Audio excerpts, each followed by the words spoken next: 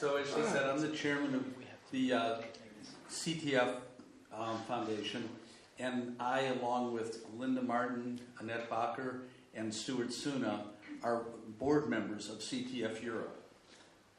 We all are deeply committed and have but one goal. It's a modest goal. We want to end NF. That simple, that powerful.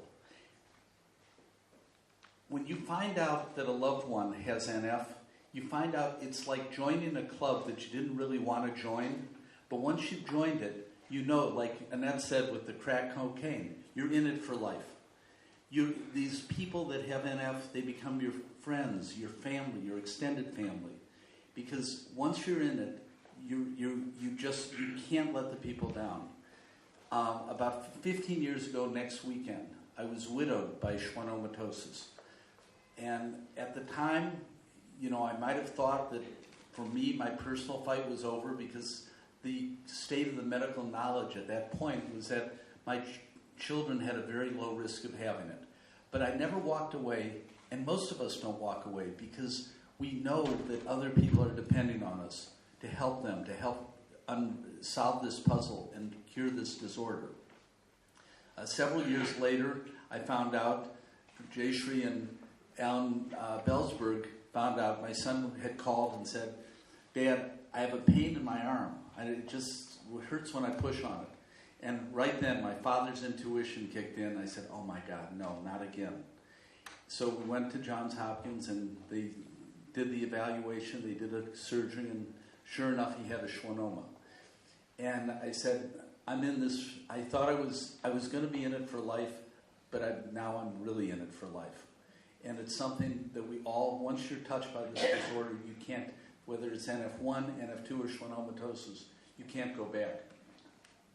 So we just celebrated at our 40th anniversary gala that these Children's Tumor Foundation's been in operation for 40 years. Originally it was the National Neurofibromatosis Foundation, but since no one could either pronounce it nor spell it, we decided that it might be helpful to change it to something that people could relate to and that really helped us approach the public with a little better approach than having some strange name of a strange disorder.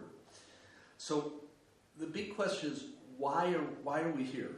Well, just like NF has no borders, it's a disorder without borders, sans frontières. The same with the Children's Tumor Foundation. We fund research around the world, always have and always will. But we want to develop a deep partnership with the European community because some of our best doctors and scientists are here.